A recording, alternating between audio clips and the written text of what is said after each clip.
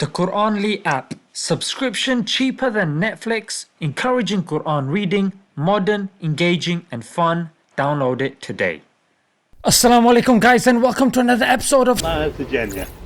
Hindus and Muslims, Indians and Pakistanis have been living in harmony in the UK since I can remember. In fact, if you were brown and you joined a new school, you would naturally gravitate towards the other brown folk, regardless of whether they were Sikh, Indian, Pakistani, Hindus, Muslims, whatever you want to call it, mate, because you naturally felt like you belonged and you felt safe. I think that's even the case now. I see so many groups mixed with Sikhs, Pakistanis, Indians, and if we look at their faiths, Sikh, Muslim, Hindu. However, since the BJP has been ruling over India, they are the extreme right-wing Hindu nationalist party that has been sowing dissent and hatred between the Hindus and the Muslims just for votes and power, mate.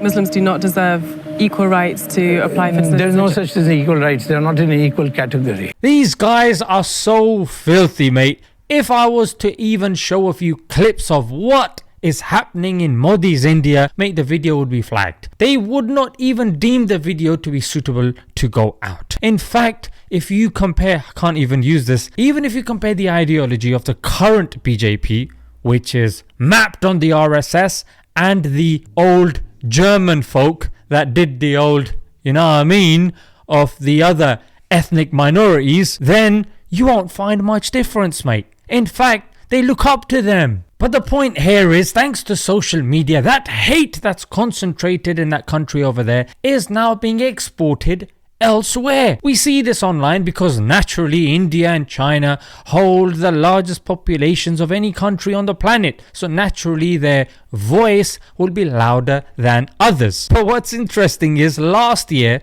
in around September time, they exported that hate here in the UK, more specifically Leicester. Yes, we saw violence and riots on the street. Even the think tanks that are biased towards Muslims here were siding with the Muslims against the Hindutva ideology. Naturally at that time, because of the voice and the influence of the Indian media, and of course India, because countries and state leaders won't speak out because India is a large economical market. If you cheese them off, mate, you are cutting off a large economic benefit to your country, mate. And naturally, because people care, not in terms of morals, even though they like to preach that, but they do it based on economy and what's good for their country, mate. Their national interest, as they say. Let me be absolutely clear. We have acted because it is in our national interest to do so. So naturally the voice of the Muslims was suppressed. However, now we have the smoking gun. We have evidence. This came out in the Daily Mail. Just bear with me here.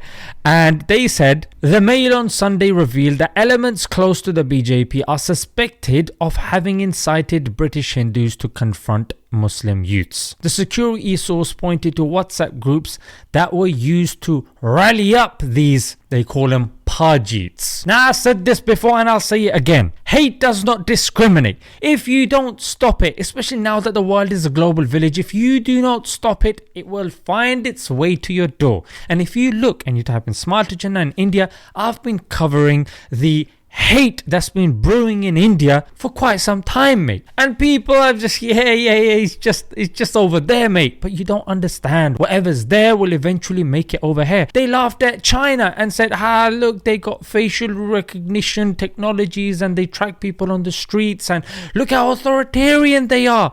Now in Western countries, they use exactly the same technology. And what was the reason for Modi's BJP to interfere here in the UK? It was to show the Hindus of the world that your savior is me, Mr. Modi, mate. So this was quite interesting for those people that were sitting on the fence and those people that were going like, where did this come from? Like, why did it happen? I mean, come on. We understand that there are proxy wars. This may not necessarily be a proxy war against another country, but it is towards another faith, another belief. And this is how countries function nowadays. Unless you look at Ukraine and Russia, wars aren't necessarily happening by countries on a specific battlefield. They are happening via computer programming. They are happening via proxies. If, for example, I disagree with Ali and somebody hates Ali, what I will do is I will support that person against Ali without it being known to the masses that it's me actually that's fighting against Ali. It's obvious that it's me funding that guy